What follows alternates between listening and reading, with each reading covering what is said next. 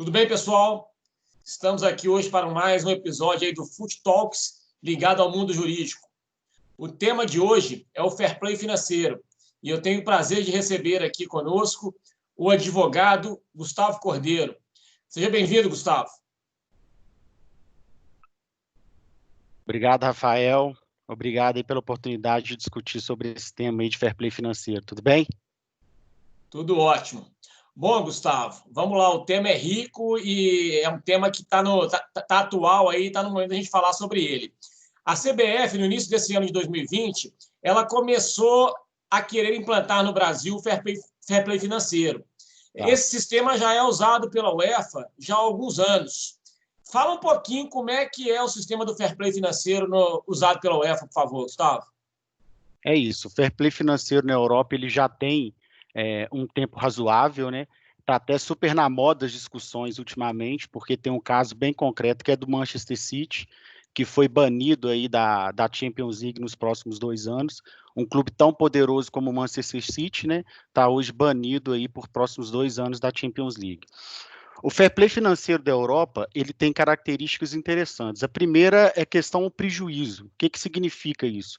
Os clubes são obrigados hoje a respeitar uma auditoria externa anual, e essa auditoria externa anual, ela tem que respeitar que o clube europeu tem um prejuízo máximo de até 30 milhões de euros, que os investimentos, né, que são feitos pelo clube nesse período não sejam superior a 30% da receita bruta. Além disso, o patrimônio líquido tem que ser positivo, ou seja, no final desse período, as despesas e os investimentos têm que ter um patrimônio líquido positivo. E a principal delas, e também muito discutida pelo Paris Saint-Germain no ano passado, no ano retrasado, com a compra do Neymar e do Mbappé, que as vendas e as compras não podem ter uma diferença máxima de 100 milhões de euros. Então, quer dizer, se você vender um jogador hoje, você só pode comprar outros jogadores que não extrapolar essa diferença de 100 milhões de euros. Uma característica também interessante do fair play financeiro é que ele não tem nada a ver com equilíbrio de jogo.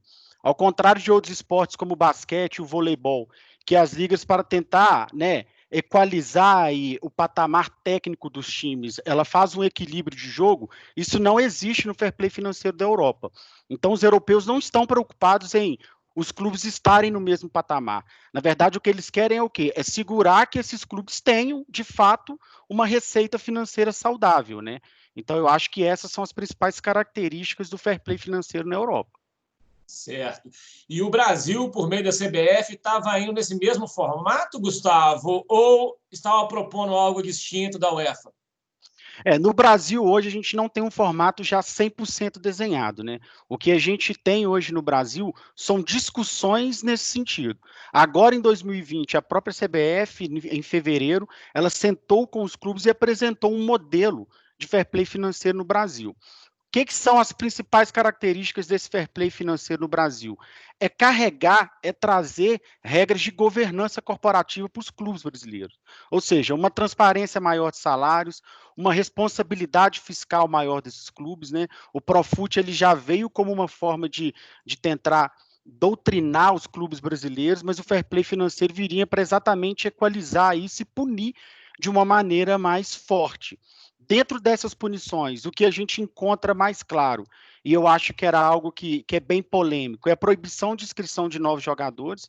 Então, o clube que não consiga, que porventura não consiga cumprir essas regras do fair play financeiro no Brasil, ele não poderia inscrever novos jogadores nesse torneio. Também teria desclassificação de competições, então, trazendo para o Brasil, principalmente a milionária Copa do Brasil, e o Campeonato Brasileiro, e a maior punição possível, que é o rebaixamento de divisão. Esse rebaixamento de divisão, inclusive, foi algo discutido aí, trazendo para o âmbito jurídico há alguns anos, sobre a inconstitucionalidade desse pedido de rebaixamento, né? Um clube que conseguiu alçar, estar em uma categoria, não poderia, porventura, em função de desrespeitar regras de um fair play financeiro, ser rebaixado para uma outra categoria. Então, dos pontos polêmicos que o Brasil pode adotar no fair play financeiro, eu destaco o rebaixamento de divisão como sendo o mais grave e, de fato, que merece um estudo maior e uma certa uma discussão, né, maior dos clubes quanto a inclusão dessa punição. Sem dúvida. Se você fosse resumir assim de forma breve, a maior diferença entre o fair play financeiro que está rolando na Europa e o que está para viger no Brasil, o que você apontaria aí como a maior diferença? A diferença mais clara é que, ao contrário da Europa, no Brasil a gente não tem a política do dono do clube, né? O que a gente vê aí os sheiks árabes, principalmente investindo em clubes como o PSG e o Manchester City, isso não existe no Brasil. Então, obviamente, isso por si só já dá uma distinção muito grande entre o fair play financeiro da Europa e do Brasil. Mas eu acho que as regras que trariam aí uma consequência maior para os clubes brasileiros, primeiro é o limite de aporte. A gente vem enxergando uma tendência muito clara de clubes com empresas investindo nos clubes. Então, a gente pode citar aí claramente o Red Bull Bragantino como um exemplo de investimento de empresa, né? Apesar da Red Bull aqui no Brasil trabalhar de uma forma distinta na Europa, ninguém nega que o Red Bull Bragantino é um clube que tem uma característica de empresa. Só nesse ano de 2020, para se preparar para a Série A do Campeonato Brasileiro, foi investido 80 milhões de reais. Isso certamente fica acima do teto de 30% de receita bruta que o fair play financeiro na Europa hoje existe. Uma outra característica, uma outra consequência que a gente pode colocar como alerta aí para os clubes brasileiros é o Palmeiras. Hoje a gente vê a Leila Pereira como uma patrocinadora oriunda da Crefisa, e aí, por si só, isso estaria ok dentro do fair play financeiro da Europa. Porém, né, o que a gente escuta aí nos programas televisivos é que a Leila Pereira pode ser a próxima presidente do Palmeiras. Se isso acontecer, ela estaria oficialmente como parte relacionada. E estando como parte relacionada, o Palmeiras teria que tomar mais cuidado com esse limite de aporte. E, claro, eu acho que a consequência maior para os clubes brasileiros é o patrimônio líquido positivo. Tem uma reportagem do Fábio Capello, que é do Grupo Globo, que ele lista que metade dos clubes da Série A hoje estariam fora. Rodrigo Capello, né?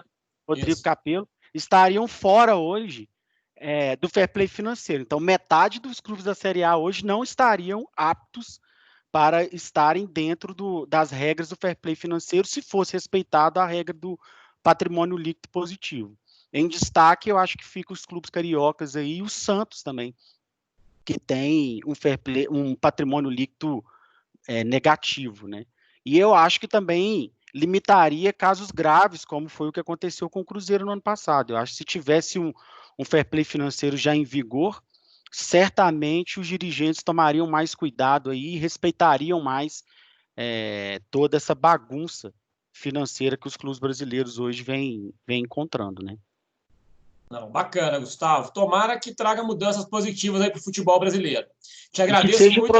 Né? E que seja introduzido, porque o maior receio é que acabe politicamente o fair play financeiro não sendo introduzido no Brasil. É um receio que a gente tem. É verdade. Nós temos uma bancada da bola forte lá, né? Então, defendendo alguns interesses. Mas te agradeço muito e espero contar com você aqui em outras oportunidades. Muito obrigado. Obrigado pelo convite, Rafael. Um abraço. Um abraço.